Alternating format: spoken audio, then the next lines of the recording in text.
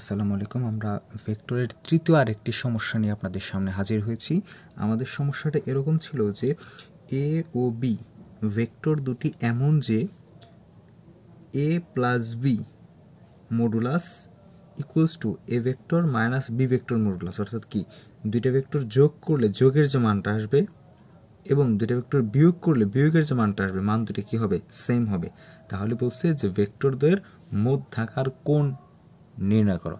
এখন আমরা এই দুইটা ভেক্টরের মধ্যাকার কোণ কী করব? নির্ণয় করব। এখন আমরা ধরে নিই যে একটা ভেক্টর এই দিকে কী করতেছে? কাজ করতেছে এ ভেক্টর, আর একটা ভেক্টর কি এই দিকে কী করতেছে? কাজ করতেছে, যেটা কি আমার বি বি ভেক্টর। মধ্যবর্তী কোণ কত? থিটা। তো দুইটা ভেক্টর যখন আমি যোগ করব, যোগের ক্ষেত্রে কি হবে? A vector plus B vector modulus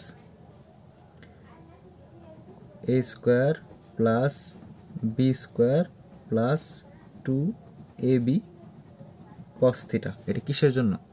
যখন আমি দুইটা ভেক্টর কী করতেছি? অ্যাড করতেছি। এটা অ্যাডের ক্ষেত্রে। এখন আমরা আরেকটু কাজ করি, সেটা হচ্ছে ধরি এদিকে একটা কি ভেক্টর? এ ভেক্টর কাজ করতেছে, আরেকটা বি ভেক্টর হচ্ছে কি এইদিকে, এটা কি প্লাস বি ভেক্টর। এখন আমি কি দরকার? মাইনাস বি বি ভেক্টর দরকার, কারণ আমার কি চাইছে? এ প্লাস বি দুইটা ভেক্টরের যোগফলের মান এবং কি এ মাইনাস বি দুইটা ভেক্টরের বিয়োগফলের মান দিচ্ছে। তাহলে এদিকে যদি বি হয় তাহলে এটার এদিক বরাবর কী হবে? মাইনাস বি হবে।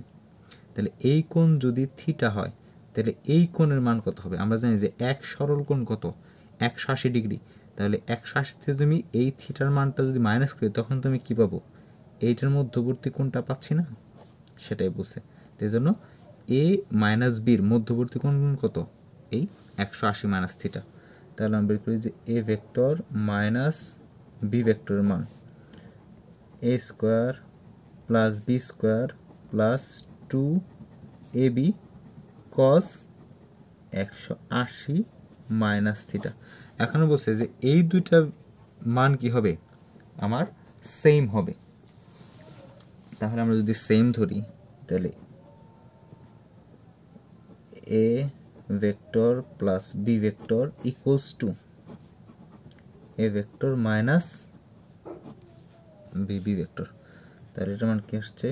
এ square plus B square plus 2ab cos theta. আর এখানে আসছে কি? A square plus B square plus 2ab cos 180 degree minus theta.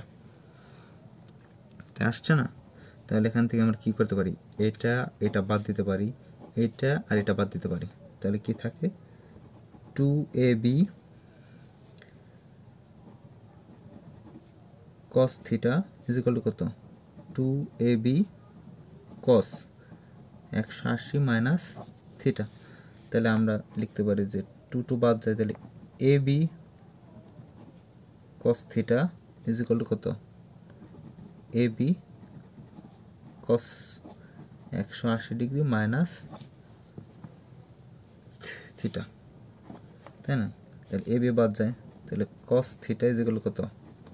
cos 180 degree minus theta, তাই না? এরকম আসতেছে আমাদের ইকুয়েশনটা, এরকম চলে আসছে। এখন আমরা জানি যে cos theta is equal to কত? 180 মাইনাস থিটা মানে কি? মাইনাস cos থিটা, তাই না? তাহলে উভয় পক্ষকে এই পাশে এক পাশে নিয়ে আসি। cos theta plus cos theta is equal to কত? 0, অর্থাৎ 2 cos theta is equal to কত? 0। তাহলে cos theta is equal to 0, তাই না? অর্থাৎ থিটা ইজ ইকুয়াল টু কত? 90 ডিগ্রি, কারণ cos 0 ডিগ্রির মান হচ্ছে কত? cos 90 মান হচ্ছে কত? 0 ডিগ্রি। তাহলে এ এবং বি এর মধ্যবর্তী কোণ কত বের হলো আমাদের? 90 ডিগ্রি।